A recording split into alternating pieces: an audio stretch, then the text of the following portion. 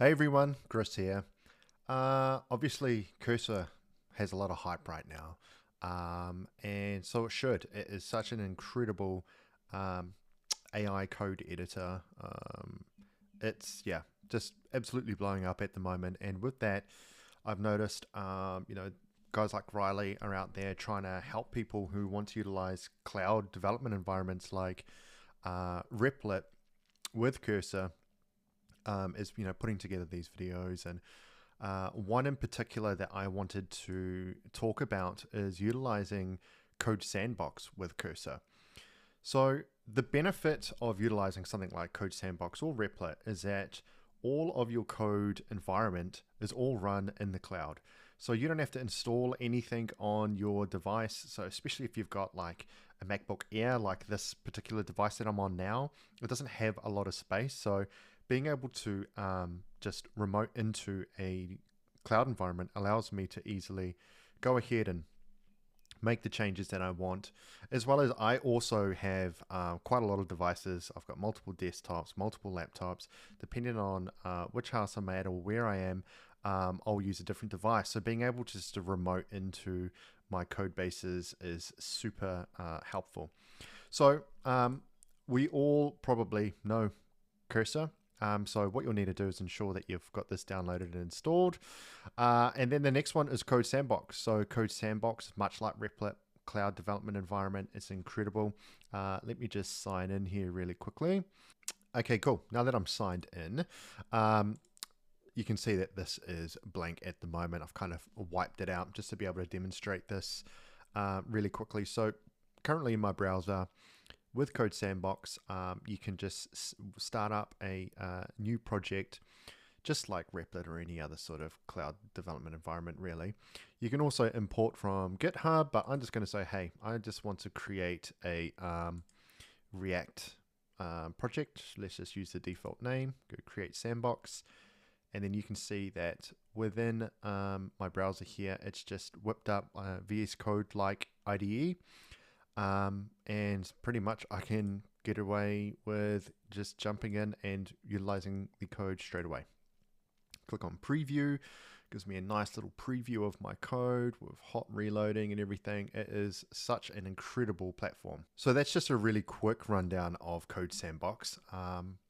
But now that we've kind of got that going, let's now connect it to Cursor. So we're actually able to remote into this workspace and create new projects and things like that. So I'm just going to open up Cursor here. If we go up to view, and is it view? Yep, view extensions, and then I type in CodeSandbox. We can see here the CodeSandbox VS Code extension. So the great thing about Cursor is it allows you to utilize VS Code extensions. So it's going to make our life a hell of a lot easier right now. So let's install that. And now that we've got that installed, I just want to kind of pin it up here. So if we come to CodeSandbox and pin it, and I'm just going to drag it up next to my file explorer, now we have access to the CodeSandbox extension. So the next step here is obviously to sign into CodeSandbox. So I'm just going to move this over here and bring my Arc browser over here. So what you're going to need to do is click on sign into CodeSandbox, and this is going to bring this up. So just click this up here, and it's going to try and sign you in. So right now it's asking to open up VS Code, but we're actually not using it. We're using Cursor. So what you need to do is right mouse click, go inspect, go to your network, and then click on this button here. You'll see that a auth completion token comes up, and we're going to copy the request URL. Okay. Once you've done that within your browser, now I recommend doing this with a Chromium browser, so Arc, Edge, Chrome. Create a new tab, paste in that request URL, and then replace VS Code with Cursor. Okay, so all we're doing is replacing cursor from VS Code and then hit enter.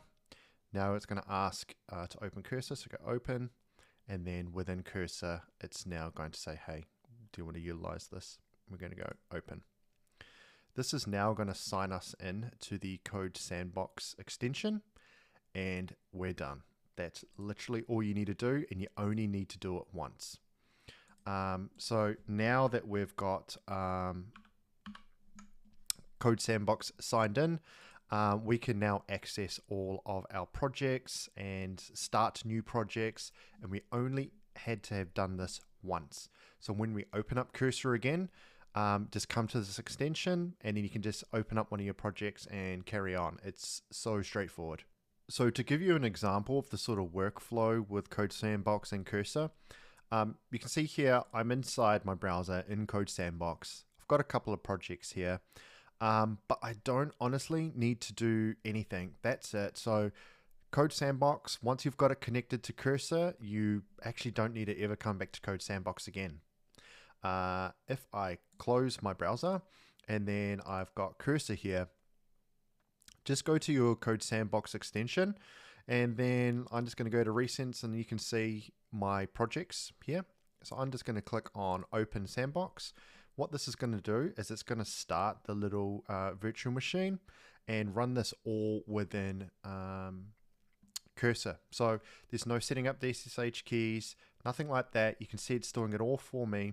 And then it's going to chuck me into this dev environment, and then I can just start utilizing it. When you first set this up, it may require a few extensions. If I click over here, you can see there's a few extensions that it will pop up and say, hey, can we install this? Can we install that? Just say yes. But there is one thing. This here, the dev container configuration. If that comes up, I'd recommend not to use that. Just close that and ignore it. But yeah, it's now put us inside my project. So if I go over to the File Explorer and then go to App, and then if I just go to the page, you can see I'm in here. It's automatically started running the project for me by utilizing one of the CodeSandbox tasks. And you can see all your tasks once you go into the CodeSandbox extension here. So if I want to build it, I can run build, or any of the other tasks and scripts that are assigned from CodeSandbox. Of course, your terminal is all there and available as well. It's pretty much one-to-one. But the great thing I love as well is the local host. So if I actually click on this and open up localhost, you'll see it is here. So I can have this to the side and kind of utilize hot reloading and that, but it's actually on localhost. So I do love that as well. So now that I've got this project opened up, obviously just like all the other code editors, whatever changes I make in here will all be synced. So if I come in here and then let's say I just change this to H1 hello world, save that, we'll now see that that will end up being reflected directly within our local host, which is as expected. And if I come to CodeSandbox within my browser and I open up this project, we'll see here that we'll see these same changes. But something else that's interesting is it can see that that I'm inside VS Code here, and that I'm also in CodeSandbox, and vice versa. You can see up here. So all the participants that are currently working within this project will be able to see in Cursor as well as in CodeSandbox. So now that we've got the extension installed, obviously utilizing projects through the cloud is going to be super handy, but also starting new projects is going to be even easier as well. We don't need to go back to CodeSandbox in order to do it. We can keep within Cursor, and you can see that we can have access to all our different templates. So these are my recently used ones. But if we click on plus, we can come up and get access to more. So if I wanted to, let's say, start a new Vue project, I just click on it. And then what it's going to do now is spin up a new project for me. And it should open up a new window. Here we go. let's just bring that to the forefront. And then same sort of thing. It's now going to start this project in a new dev environment for me. And the same thing can happen again. We can go through and run the dev task.